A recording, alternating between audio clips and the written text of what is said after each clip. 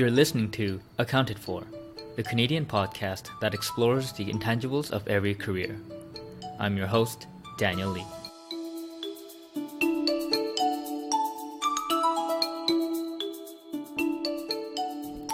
Hey everyone, welcome back to Accounted For.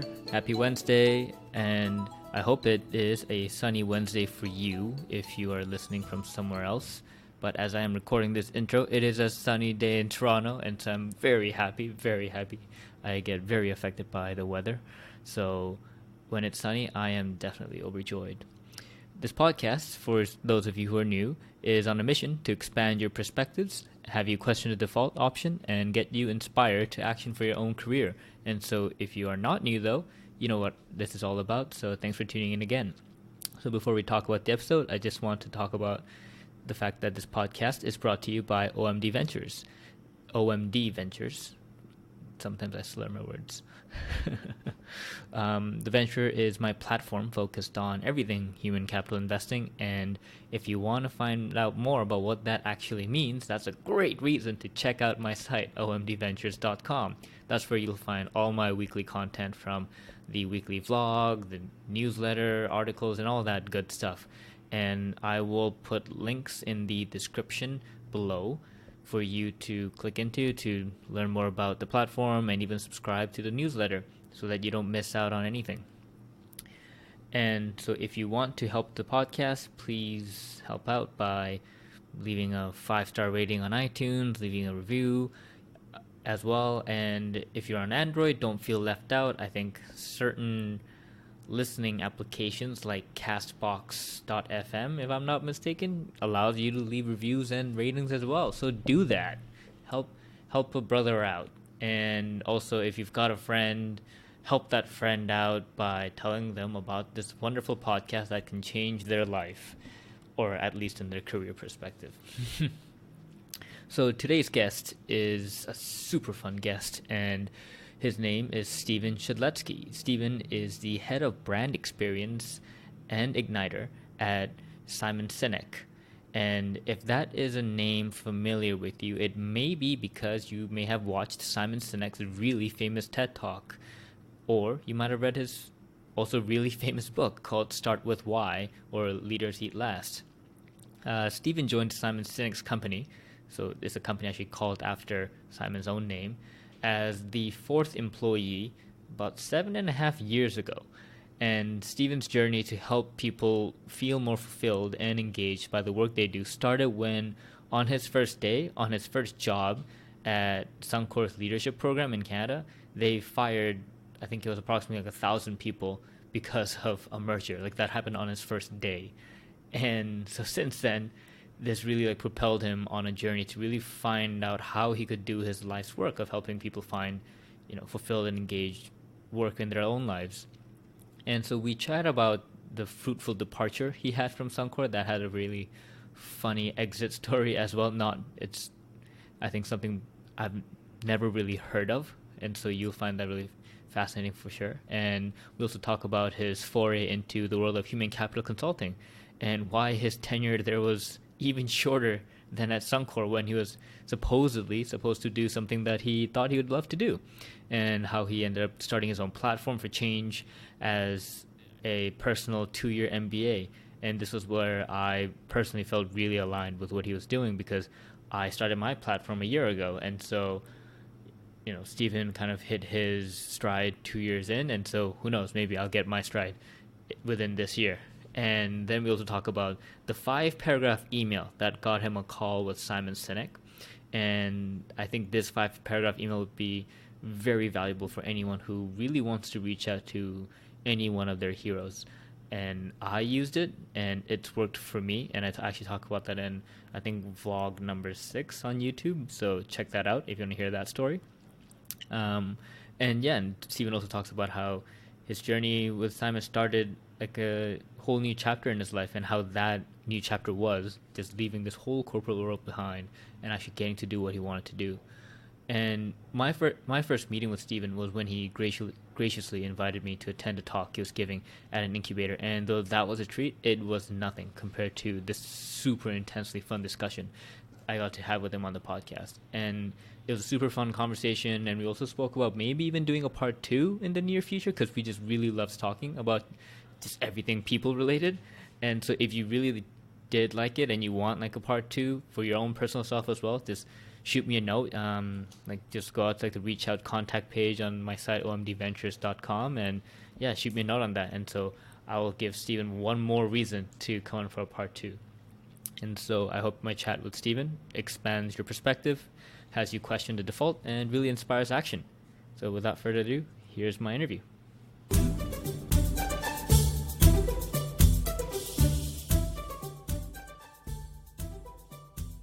Hey everyone, welcome back to Accounted For. Today on the podcast we have Stephen Shedletzky. Hey Stephen, thanks for coming on the podcast. Thanks so much. Thanks for having me. Stephen here is the head of brand experience and he's also an igniter at Simon Sinek Company. And he's also the co-host of the Start With Why podcast that has over 600,000 downloads and is listened over 180 countries.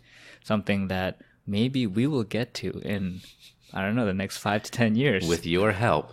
With your help, listeners.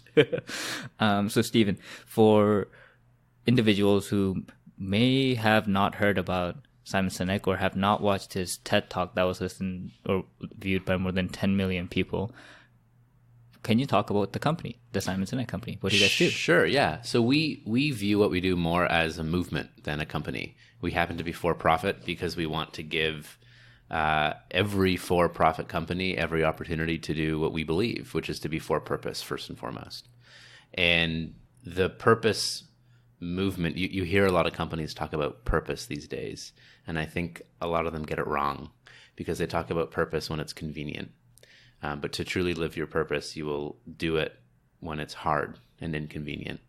So our company exists for a very simple and bold reason, which is we imagine a world different than the one we live in today.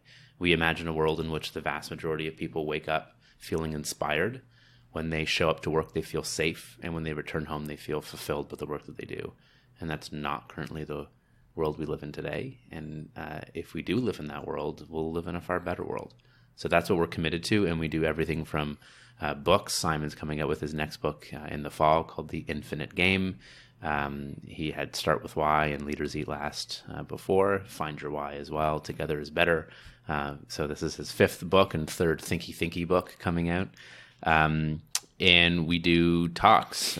We do everything around preaching, teaching, and engaging to ensure that people and leaders can help advance this cause. Yeah, it's just overall.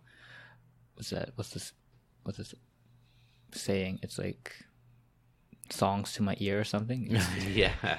It's like I've been music to my ear. Yeah, it's just like I've been a big fan of Simon Sinek's work, and the listeners as well as just I guess general fans of my entire platform know how much I care about human capital or human just people in general, people at work.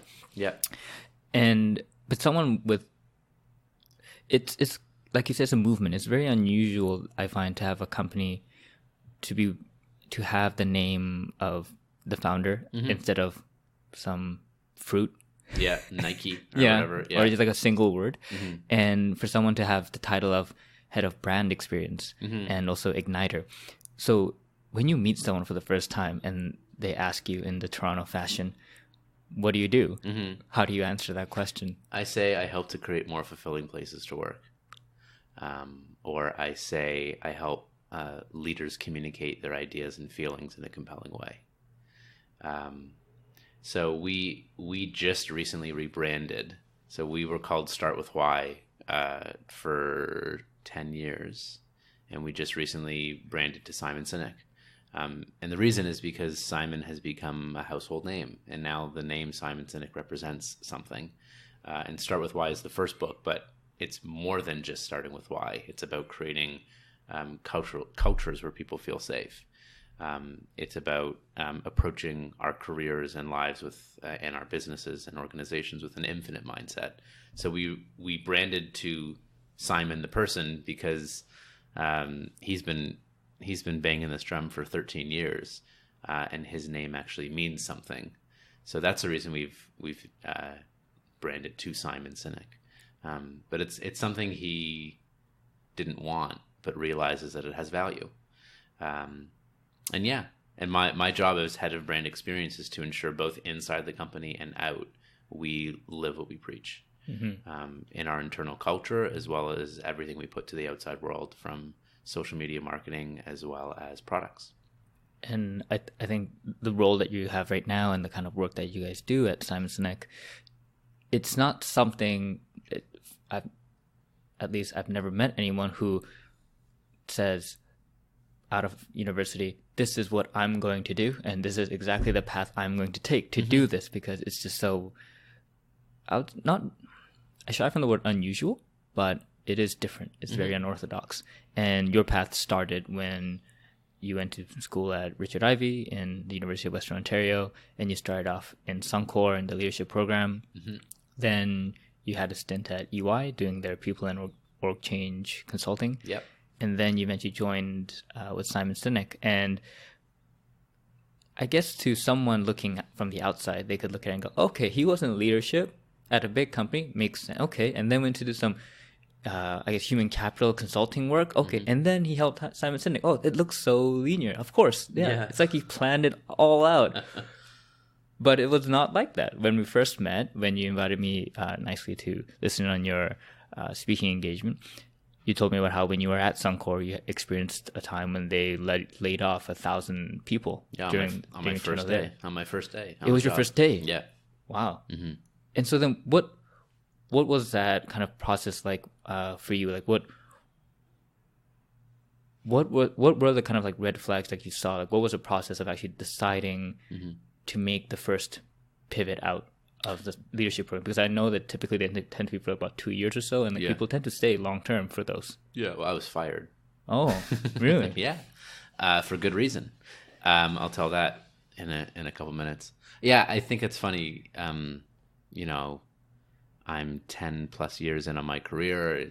I appreciate you sort of reflecting back to me in my career journey. I was like, oh yeah, that is somewhat linear, and it does make sense. I guess hindsight's 20/20. Looking back, it makes sense. But I mean, this is the value of a journey: is you learn more about yourself, you learn more about the world, and you try to align the two. I'm also a big believer that every relationship you have should be better than the one previous, until you find one that's like, all right, this is as good as it's going to get, or I'm willing to invest in this one and go long term with it. So yeah, I mean, when I look back on it, I'm really fortunate around the experience I had at Ivy, because there were a few professors that I just loved, and loved both how they taught, what they taught, and the way they taught, and why they taught. It was about fulfillment. It was about feeling engaged and feeling fulfilled. And I'm so fortunate I had those experiences, because when I went into the corporate world and had my first gig with Suncor Petro, I didn't feel that way. And it was the first time in my life where I was not motivated. So I joined an organization. They were post-merger. Like I said, 1,000 people were let go on my first day, so it was a bit awkward starting.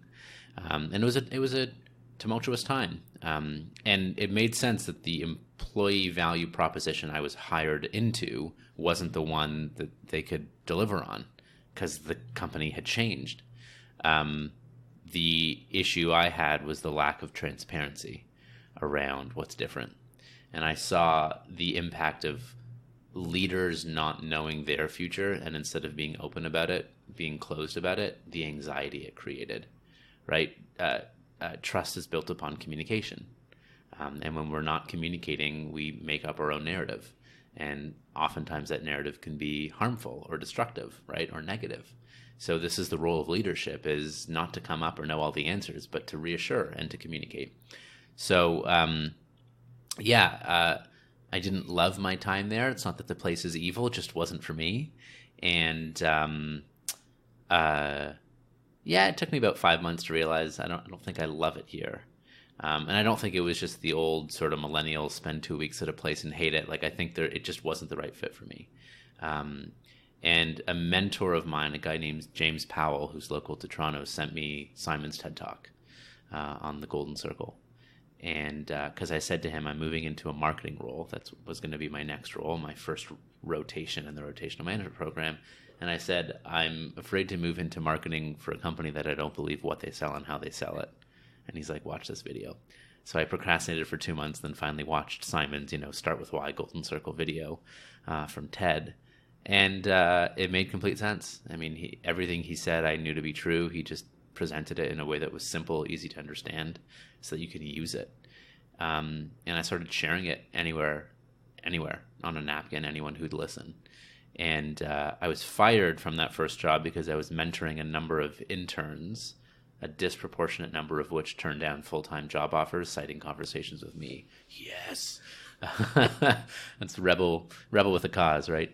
And it was the weirdest experience because I was a year into my career and I knew exactly what I wanted to do. And the reason I knew exactly what I wanted to do is because I had an experience that was the very opposite. I felt unmotivated, which at first I made myself wrong for it. It was the first time in my life I was unmotivated for a prolonged period of time. And I made myself wrong. Like, what's wrong with me that I can't be successful here? Well, maybe the environment's not right for me. I felt uninspired, unfulfilled, disengaged, 9 toes out the door. And so I knew I wanted to feel the very opposite. And I know as well that I don't treat work and life as separate. It's one thing. We have our life's work, and hopefully we can do it in our jobs, and hopefully we can do it with our kids and with our friends and with our families. And so, I just got lucky, to tell you the truth. I discovered Simon's work because it was introduced to me. I started sharing it with people. I went to a conference to hear Malcolm Gladwell speak. This would have been in November of 2010. And Simon spoke just before Malcolm. I didn't even know. And I had already started sharing his stuff. So a nice confluence of events. And I did a short stint at Ernst & Young in change management consulting, as you said, people and org change. And it was a step closer, and I'm glad I did it, and I learned a lot, but it was still focused on effectiveness and efficiencies and not engagement fulfillment. And so I decided after 8 months at EY, I said, I got to go do my own thing, which I sort of call my MBA in action. Didn't take an MBA, but just decided to. The thing that happened, Daniel, is I knew exactly what I wanted to contribute to for the rest of my life, regardless of how I would do it or the form it took. Like, I don't care if I'm a speaker or an author or a podcast. I don't care what my title is, so long as I'm helping to pursue a more inspired, safe, and fulfilled world. Whether that's with Simon or without. Unfortunately, it's with, because I believe in his work quite a bit and the platform that it affords. So, yeah, I guess that's a bit of a longer answer, but those are some thoughts. But yeah, I got lucky in the sense that at the right time, right place, I built a relationship with Simon and his team, and they invited me to come on initially to do the Start With Why podcast, and that role grew. I spent 2 years responding to fan email, which is a great way to learn about our brand, and that morphed into social media, product development, and doing client work as well, speaking and facilitating with some of our clients. All right. Yeah, that's a great overview, and we'll now proceed to, I guess, dive deeper into these areas. But I think it's still for me, it's somewhat, I guess, mind-boggling to think about how after kind of your first year in this kind of full-time role at Suncor, that you had this conviction of, I know what I want to do. Mm-hmm. And I just say that just because of data point of one, my experience has been I had to kind of go through a long journey of just trying a lot of different things, and it just finally was a point when I hit upon this dream role that I thought I would retire in and die doing, that I hit that moment of, oh, I'm not motivated. Oh, this is really weird. It's not even like a job that it's not like an accounting job that I told myself I'm just doing it for the money and I'm going to make partner and retire. Like, this was when I thought, yeah, it's like I get to be like Warren Buffett. I'm going to retire doing this, but I'm unmotivated. This is so fucking weird. What was the kind of process like for you to kind of grapple with different kinds of the extrinsic motivators, but the intrinsic motivator. Because I feel like at that kind of age, you're in this big corporate brand, and you have friends who, you're from Ivy. Mm-hmm. The stereotype fits where many will be in finance, consulting, etc. Sure. Where me being from that world, it's like, yeah, it's all about brand. There's a big external motivator that drives a lot of people, especially in the early years. Mm-hmm. How did you kind of wrestle with that? I'm curious to know for you as well, what was wrong about the dream job, the Warren Buffett job that didn't turn out to be the Warren Buffett job, or maybe it was, but I'm curious to know for you. For me, I felt that I was climbing a ladder I didn't want to climb. And it became very clear to me that I cared a lot about leadership and redefining leadership. I think too many people in roles of leadership see that their people work for them, and that's wrong. That's not leadership. Leadership is that you work for your people, and that these people are willingly choosing to show up and support you, and it's your job to give them a reason to show up, and it's your job to care for them such that they can show up at their best, whether that's with you or not. And so that's what I want to devote the rest of my life to. At least that's what I know for now, until something changes. But it's all born out of personal experience, right? Because I felt the opposite of that. I knew what it felt like to wake up in the morning and not want to get out of bed because you didn't want to go to work. I knew what it felt like to see people's health suffer because of shitty leadership.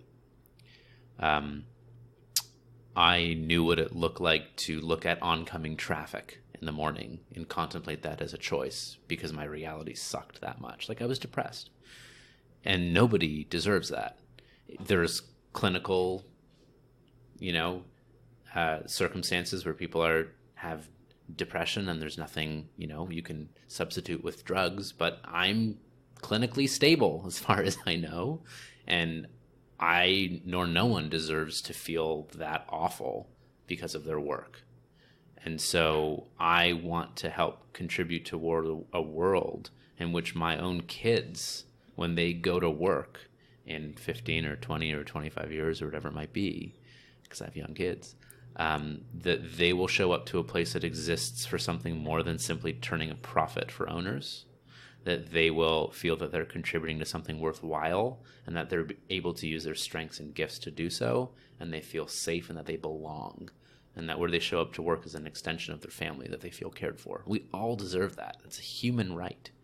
And so I'm going to die trying to create that world, because we live in a world with too many finite pressures that focuses on making more for few. And it's just not how we operate at our best. It's the very opposite of our biological nature of taking care of our tribes. So that was it for me. This just personal, visceral reaction to something that was wrong. And I wanted to make it better for, of course, myself, but for others. Because we're social animals, and we thrive not just from our own gains, but from the gains of those around us as well. I'm curious to know for you what, I don't mean to turn the mic around on the host, but you got this job and you're like, this is going to be it. And what was missing? And no, it's fine that you turned the mic on the host. I love talking, so it's a conversation. Yeah, it's a conversation. Exactly.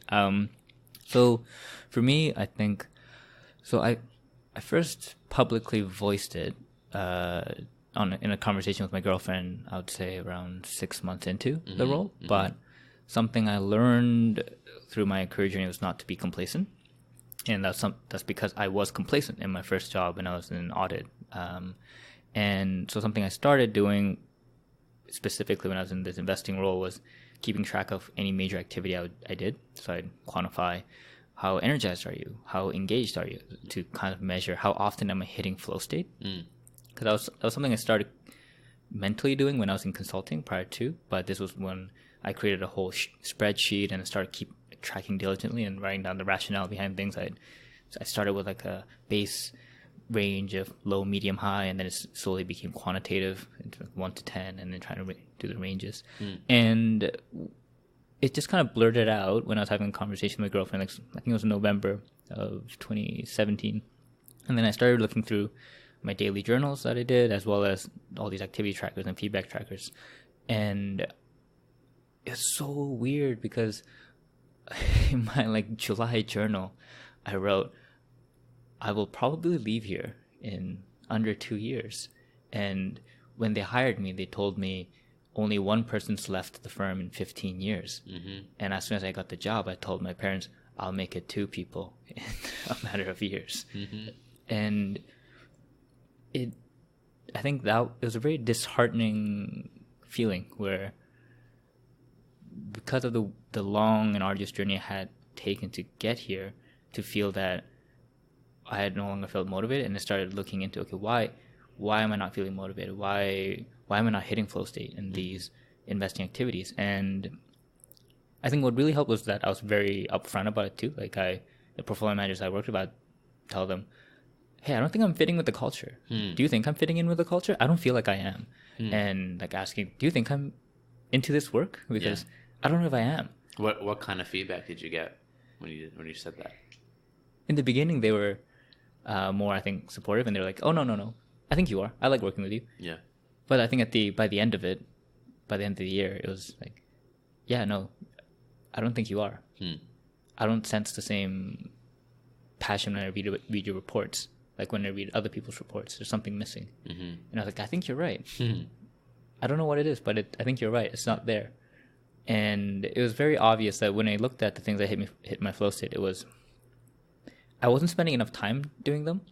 And it was always when I was talking to CEOs or when I'm having just really cool, like in-depth conversations. And there's like a period of turmoil when it made me think, do I not want to be an investor? I spent 4 years trying to build into this career. Like, what's wrong with me? And then it kind of hit me as, no, it's not that. It's just that this role isn't fit for me. And it was that kind of weird realization of, do I want to be content? Did I go through this long, arduous journey just to be content at the end of it? Like, I saw my CIO, the head portfolio manager, like, none of these people needed to even retire. Like, they didn't have to work. They could retire. They're all millionaires. I knew what my future would be. And I would ask them, like, why are you still here? Why do you do what you do? And I interviewed every single portfolio manager before I left. Cool. And some of them were like, oh, no, you don't understand. Like, I love doing this. Like, sometimes I'll be on vacation and I want to come back faster. Like, I'll pull all-nighters. Like, the head CIO does. I think pulls all-nighters just to read about companies because he loves it. And it made me think, yeah, like, I don't have that. I thought I would, but I don't. And there are a multitude of factors. There's this cultural factor. The fact that what investing was for me was different from what investing became when you joined an institutional fund. And that's what I tell people about whenever they tell me, I want to be an investor, Dan. I want to join a hedge fund. I tell them, you really got to think about what kind of investing game you want to play, because it's extremely different when you join a fund compared to when you're investing with your own money. And all those multitude of factors just realized into the fact that, okay, well, I know I'm content. The facts have changed. If I follow the economist John Maynard Keynes, when the facts change, you got to change your mind. So, all right, let's change your mind. And that was kind of like the short story of it. Neat. Yeah. When I think of investing, I think the way it's done today is more akin to gambling than investing. I think the word to invest means I believe in you, I'm willing to support you. And I think, I'm a bigger believer on an investment horizon of infinity. Like, isn't Warren Buffett, his time horizon is forever? Like, when he invests, he invests. And like even Doug Parker, who's the CEO of American Airlines, and they're a publicly traded company, has very much said, we have 2 populations of investors. We have the Berkshire Hathaway, Warren Buffett, who believes in us and will stay with us through thick and thin. And then we have everyone else who just does it for themselves. We only care about the first kind. And we only cater and make decisions toward the first kind. That's inspiring to me. Yeah, and it's really rare because, well, there's so many reasons. But I think the general way of putting it is this incentives drive behavior. Yep. And the entire industry is incentivized to a certain way where you want short-term outcomes, even if you want to stay long-term. Like the fund I was at, I think, is still probably the best fund I could have worked at in Canada, because they, we would brag about how on average we hold stocks for 8 to 10 years, some for even 30 years, because the fund's like 50 plus years old. But even then, it's like, it was very apparent that it's still an institutional way of running money, and we are still trying so hard to follow that scale. And yeah, it's rare to have people like Buffett, and one that allows him to do that he created, is to have permanent capital. Like, he has this Geico float that lets him do that. And now we're seeing some investors that are actually focusing on that mentality. But yeah, like as Buffett said, it's the best holding horizons like forever. And it's funny, like when I was an investor, I would do stock screens purely based on the age of the CEO.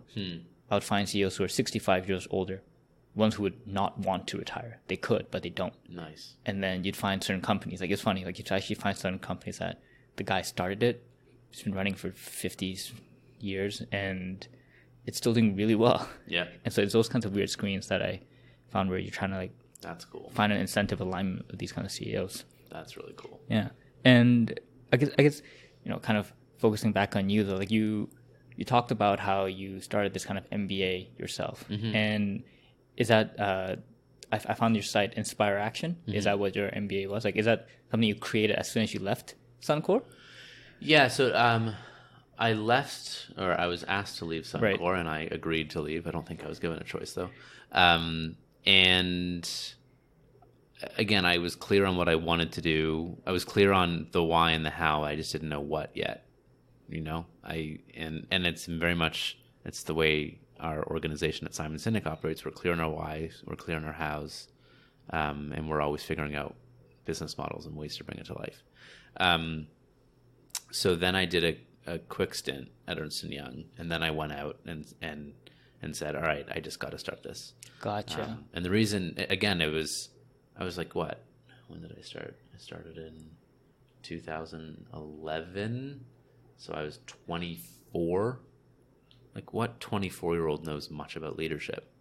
Like, I knew about leadership theory. I knew how it could work at its best. I had a little bit of leadership experience, and like as a student leader, and I had been exposed to a lot of shitty leaders. Like, that was the extent of my leadership experience. But I went down the path knowing that I wanted to do this. Like, and I figured the younger I start and the more I do it, the better I'll get.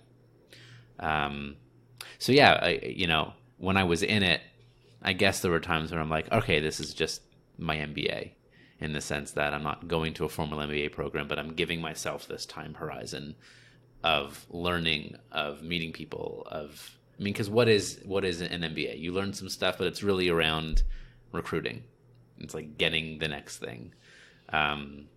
Particularly if a lot of MBAers have done undergrad in administration. So it's a lot of the same stuff, just an M in front of it, unless you come from something totally different, and then it's interesting. But yeah, there were some really pivotal moments where I was hating my job, and I convinced myself that if I moved out of my parents' house and got my own place, then I'd be okay. And I'm so happy I didn't do that, because then I would have put velvet handcuffs on and have to stay in a particular role or move back home to my parents' basement. But I willingly, I quit EY, and I said, I'm going to do this. And I was pretty naive. About 6 months in, was like, shit, I'm not making money. I thought it would just like take off between speaking and coaching and facilitating and writing articles and this and that and a book. And I'm like, it's not going so well. And I had a moment of vulnerability with my dad. I'm very close with my dad, but he's not the most emotional guy. I said to my dad, what if this doesn't work? And he said to me, give it 2 years. Anything you've tried hard at, you've succeeded in, give it 2 years. And like that vote of confidence from someone who both my parents urged me to stay in the stable economy, stay in the stable jobs. I'm sure your parents maybe shared a few things as well. They wanted what's best for me. They didn't understand what I was doing. They knew that I wanted to be happier, but they didn't get it. And my parents don't come from business background. But the fact that my dad said, like so unequivocally, there was no doubt in his head that I was going to succeed at this. He said, give it 2 years, and if not, we'll take it from there. And I used to do fun stuff because I wasn't earning, but I was still having worthwhile experiences. I was meeting great people. I was involved, this amazing network of people that inspired me. I just wasn't seeing the results yet. But I would make myself a pay slip. Every week or 2 weeks, I would print out like a check, and I would write down the things that I earned, not necessarily monetarily, but amazing meeting with, learned this from, and I would give myself a pay stub of like, this is the value that I created and earned over the past 2 weeks, which helped me and help keep a long-term view for me. I just got lucky and joined in with Simon, and I've been able to do a career doing what I love and doing what I believe in. And I'll do this forever.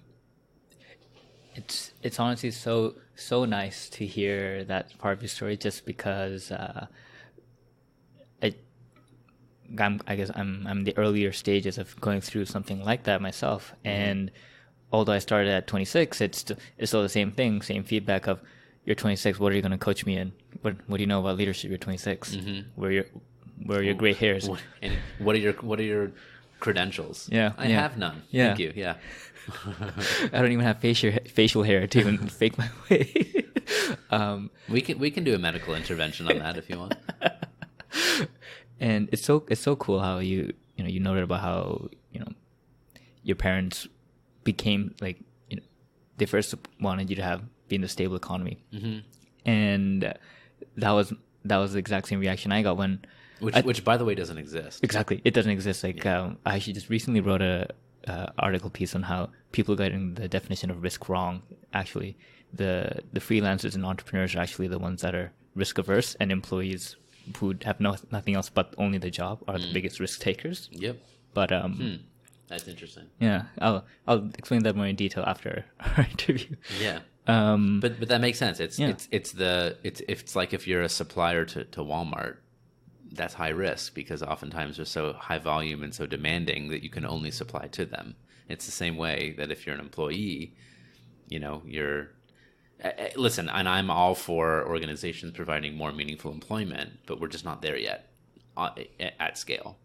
Yeah, and I think it's just a matter of it's also like it's a spectrum, right? There is the far end of biggest risk taker where you're in the quote unquote bullshit job that I think David Graeber quotes in his book about how it's bullshit. The company knows it's bullshit, but you're there, and then it slowly kind of trickles more to the less risk, where the more ownership, the more control you have in what you do, more brand control you have, and then eventually you kind of go to the further scale, which is like a bootstrapped entrepreneur who has no VCs to report to, but has like thousands of customers. Yep.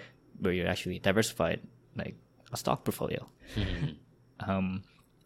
But I think for my parents, like after I made the first departure from accounting, they're like, "What the hell are you doing?" And then I got into consulting. They're like, "Okay, kind of makes sense." Yeah. I quit that to into investing, and my parents they experienced the time when South Korea went bankrupt as a country and the Asian financial crisis. So my dad also having been in investor relations was like, this is fucked. You don't want to go into hedge funds. Like, this is bad. And then eventually after I left, I think over time they became very supportive, and my dad being an entrepreneur really helped with him being like, okay, yeah, this is an MBA. It's going to take 5 years until you actually see anything. So consider that. I was like, all right, cool. That's a good window. Yeah, I was like, thanks, Dad. Yeah. But for you, was it the second time after you left EY that they kind of really understood, like, okay, yeah, maybe Steven is really meant for this path. Like, what?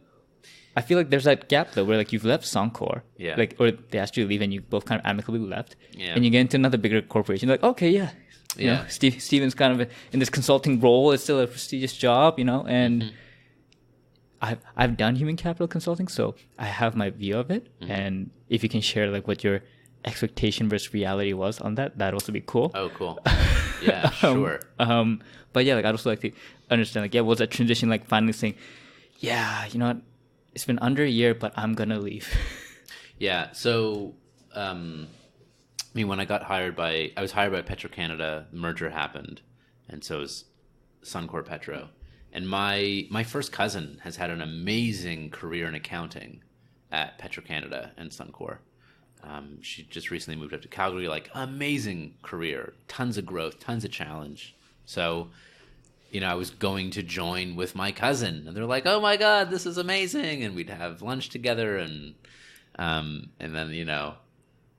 I would do what you did with the portfolio managers. I'm like, "Is this place for me?"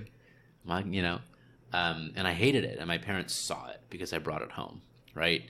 And I see this with my daughter as well. When she goes to daycare, she's like on her best behavior. She comes home and she acts out because she doesn't have to be on good behavior. And that's what would happen to me too. And I'd keep it together at work because it's inappropriate to be miserable. And then I was miserable in my life. So when I left Suncor, I didn't have a choice. And it was kind of like when I was brought in for the meeting because they were letting me go, I wasn't surprised. I was kind of like, oh, yeah, finally you guys caught up to the fact that I've been hating it here for the last 6 months. And when I left Suncor in September, I joined EY in January. So there was this number of month period where I started doing coaching, speaking, like momentum was like building.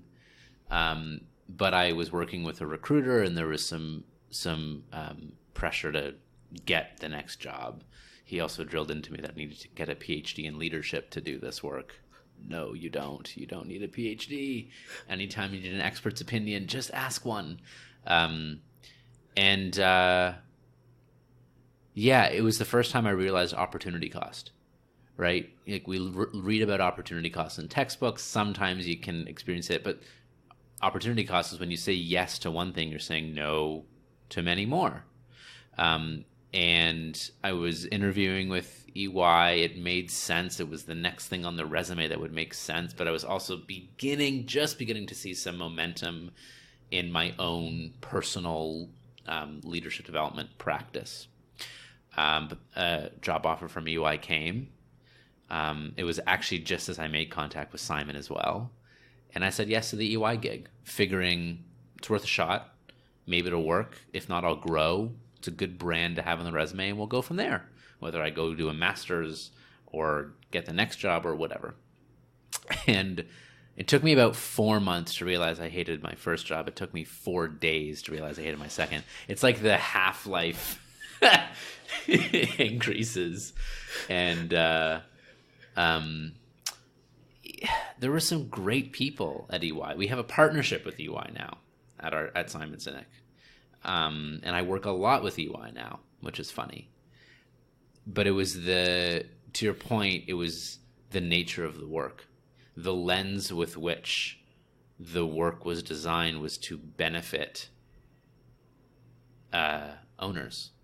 It was look at my org design and figure out how I can make more money by squeezing people. Who do I need to fire?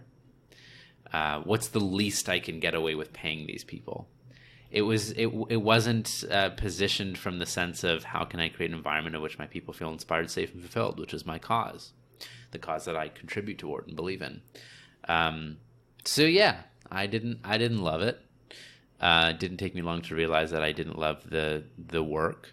And what I started to do, and I think you'll appreciate this, is I had many friends at EY and other firms who were on the audit track and were going down the CPA track. And I saw that they were miserable. The vast majority of them hated their professional existence. And let's make no mistake, it bleeds into everything else. And so I became a big fan of Simon's work, and I said, there's an opportunity here. Why don't we actually engage these people? There's a pyramid here. There's not the same number of partner jobs as there are auditors in this company. Like, we know how this works. Not everyone's going to make it to the next level, and not everyone's going to make it to the one after that, and so on. So it's built into the very system that people will leave. But why not create such an amazing experience that by the time they leave, they still want to come back, or they refer business, or they want to do business with you? And so I came up with this amazing pitch deck that I shared with any leader who would take a meeting with me internally at EY around creating a millennial development and engagement program. And the first slide was Simon Sinek's Start With Why. And the feedback I got was, that's great.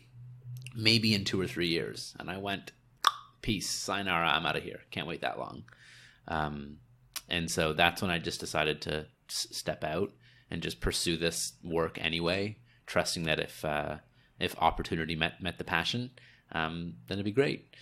Like I couldn't do this if this were 1970 or 80 because there's no appetite for it, but there is now, which is kind of funny because all the stuff we do is basic kindergarten stuff, give people a reason to show up and create an environment in which they cooperate.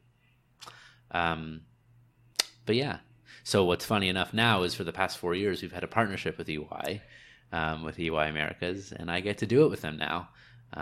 It took, we started 4 years ago, so 2015, 16, and I left there in 2011. So it took them a little bit more longer than 2 or 3 years, but oddly enough, I've had a nice reunion and I get to do it with them.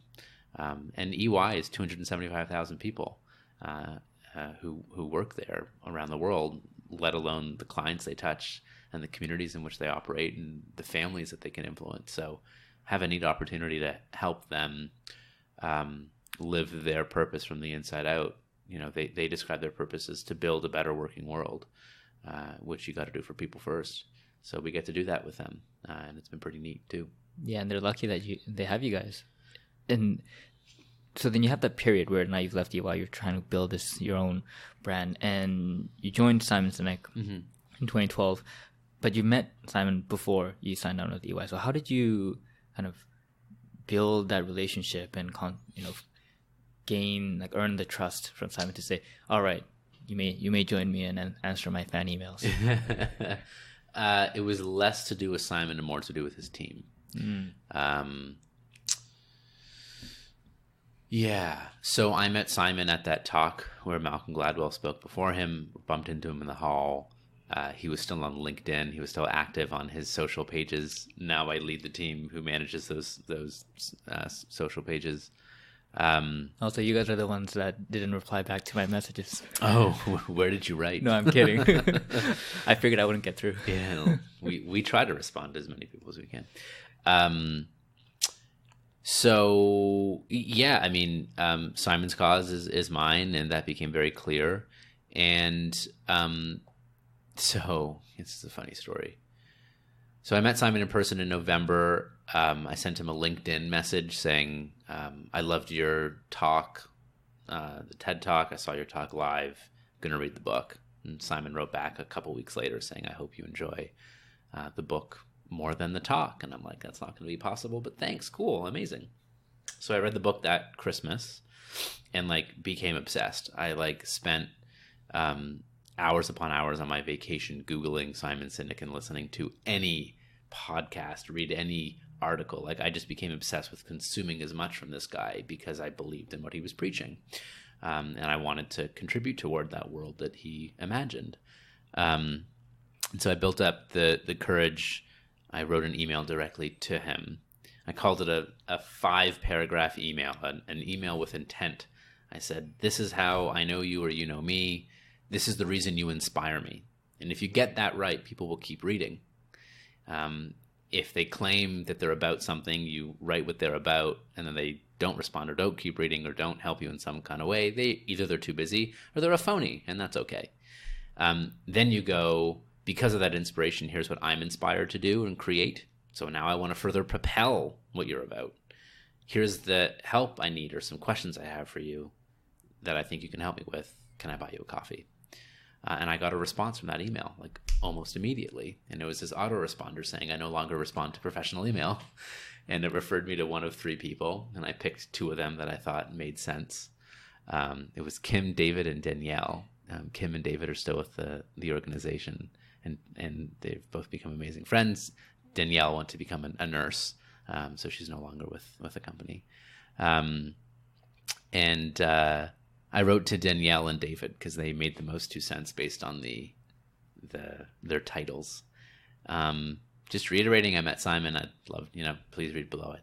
I'd love to take him out for a coffee. And Danielle wrote back saying, we receive notes like just like yours. And I'm like, oh, that deserve more than just a response. Yay. And she set up a phone call. David, who's since become a best friend, also responded and said, no to a phone call or a meeting, which I hang over his head every day now. But I had this phone call set up with Simon. It got postponed a couple times, but destiny, fate, whatever, the call was scheduled for a day right before I was going to New York on a vacation just to visit. I was going to go with my girlfriend at the time. We broke up. I took my brother. And I had this great 45-minute conversation with Simon. That's where I said to him, I got advice that I need to go get a PhD in leadership if I want to do this work. And he said, no, I don't have a PhD. He said, if you need an expert's opinion, you ask for one. And I had this great conversation with him. I asked him, why did you take my phone call? And he said, because I got the sense that you're a giver.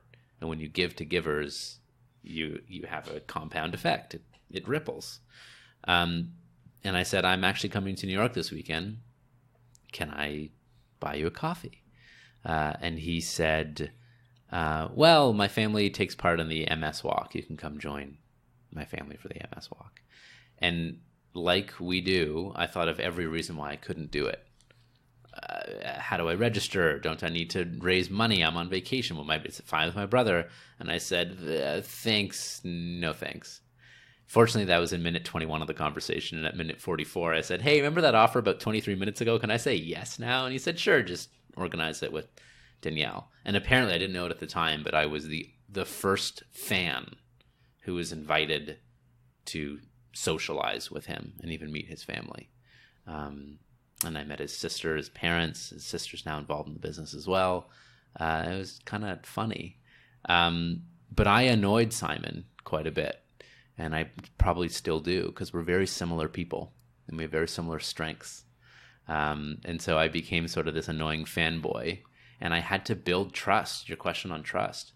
I had to ensure that I wanted to become part of the company, not for my own benefit, but from advancing the movement, and not so that I could be on stage, but so that the work I did helped propel others.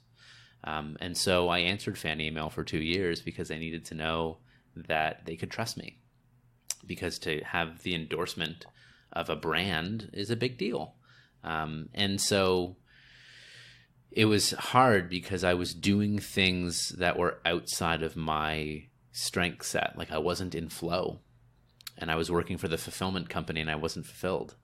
I'm like, what gives? Isn't it your responsibility to put me in a role where I love what I do? And it's like, no, it's not. It's called a relationship and it's two-way. I learned, and I don't like this notion of pay your dues, but I kind of had to. As I've become a little bit more mature, less naive, like I used to really believe that discover your why, discover your strengths, and then only do those things.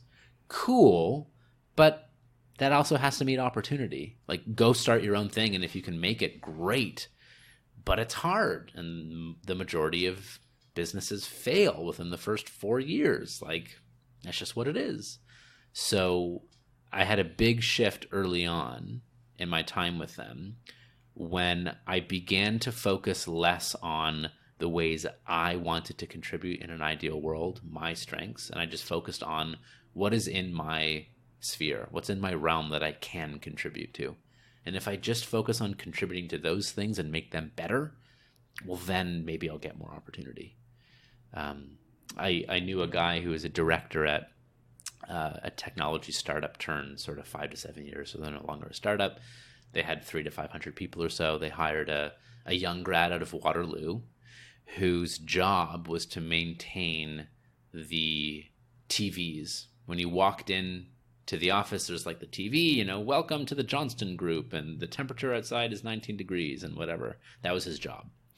And he went into his not just his boss's boss office, booked a meeting, went in and said, Edwin, I want a promotion. I am more strategic. I can do more. Give me a promotion or I'm leaving. And Edwin said, I have no doubt that you're strategic, but you've done nothing to show me that you are. I can't just hand out promotions. If I did that to you, I just have to give everyone a promotion because they feel like it or they think they can do more. I can't do that. And he said, what are you doing to the very thing you own right now to be more strategic and make it better. And the guy went, oh. He came back 2 months later and he totally automated the entire system. So what took 35 hours per month or per week previously took 4 hours in a month. And he totally applied his strengths to the thing he was doing, and he earned a promotion. Now, he also worked himself out of a job, so he could have been let go saying there's no opportunity here for you anymore, but that's a really good story in your next interview. But he earned the promotion. So, I don't know, I just share that because I shifted away from the way I want to contribute to what I can contribute now, and it's led to a lot more opportunity because I just focus on what I could do rather than what I wasn't doing and wanted to do. Yeah, and you've been with Simon for more than 7 years in this journey. Yeah. And unfortunately, we are kind of running out of time. Okay. But because I could speak to you for hours on end, I think. Thank you. Yeah. But as we kind of hit upon kind of this last leg of our interview, I read from one of your past interviews where you said that an advice you'd give your younger self is to focus on improving, not proving. Does that still stand? And if that does, what did you experience that made you want to give that advice to yourself? Yeah, that's great. You did your research. Oh, thank you. So advice I'd want to give to my younger self and still give to myself. So there's an energetic difference when people show up to prove rather than show up to improve. When we show up to prove, we inflate ourselves, and the response is people will often knock you down to the level that you're at or even below because you're showing up arrogant, or you're showing up with a puffed chest, or you're trying to prove to people your value rather than just having them experience it. And I'm much more attracted to both others and myself when I show up to learn and get better. And I find that when you show up to improve, people tend to build you up rather than knock you down. So it came directly from that experience I just spoke of, where in the early time I was with Simon, I wanted to be doing other things. So I was trying to prove that I was worthy and good enough to do those things. And the response was, stay in your corner, kid, versus how can I own what's mine to own, focus on improving, getting better, even if it's hard. And then people will want to bring me along for more opportunities, so long as you're with the right people who value you. And that was the case. And the other thing I'm obsessed with is trust. So advice I would give to a younger me and anyone is, young people say today, I want to have an impact in my work. The question is, what type of impact? You can't just say, I want my work to have impact. Like, duh. What type of impact? What do you care about? What do you want to create for others? And the more clear you can get about the impact you wish to create, well, then you can find people, companies, opportunities where you can advance that, clients, vendors, etc. So that's one, is get clear on the impact you intend to make. Once you do it, then you have a filter of what to say yes to, what to say no to. The other is 100% of our successes, of course, have to do with our effort, but also has to do with people willing to take risks on you and people believing in you and taking a shot on you. Everyone, we've been successful because others have seen something in us and they invest in us or support us. So I've become obsessed with creating the condition in which people wish to take a risk on me, whether that's into a new role or something new or marrying me, whatever it might be. Yeah. And when I know I'm letting people down or when I know that trust is diminishing, that's hard. And that's something I work really hard at to both understand and gain feedback so I can improve if I feel that it's worthy and worthwhile. No, that's excellent. Is there anything else that we didn't cover today that you kind of want to leave our audience with? I know Simon's got a finite date on his infinite book. Yeah. I think the biggest thing that I'm the biggest proponent of is go together. So we have an entire section in our bookstores. If you go into a Chapters Indigo or a Barnes & Noble, you will see a section in the bookstore called Self-Help. And it's hilarious because it doesn't work. If it worked, they would stop making books Like, the only thing the self-help industry helps is itself, because it keeps growing.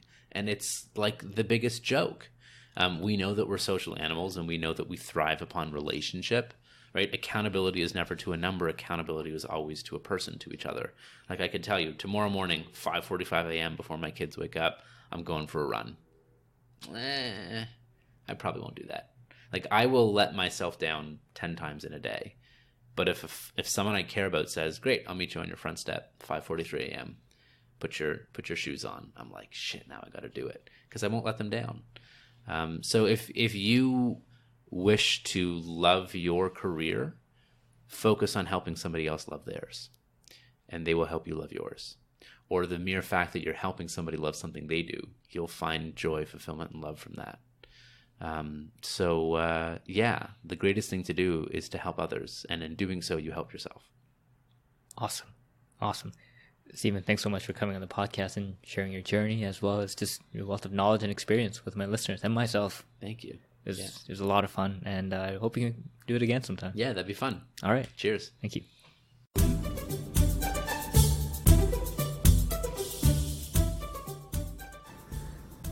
So thanks for listening to the podcast. If you enjoyed what you heard, please check out other episodes, and don't forget to subscribe to stay up to date for the future episodes. Also, I would really appreciate it if you would leave a review on iTunes, Google Play, or Stitcher, whichever is applicable to you. To see past episodes, you can go to oldmandan.com/podcasts. Also, you can sign up to my weekly newsletter on my blog, oldmandan.com/newsletter.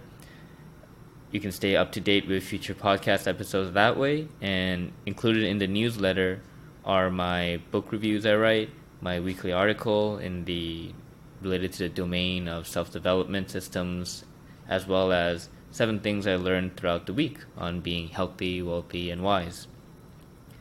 Finally, special thanks to icons8.com for allowing me to use their music, Tiny People, on the podcast. Great. I will see you all next time. Take care.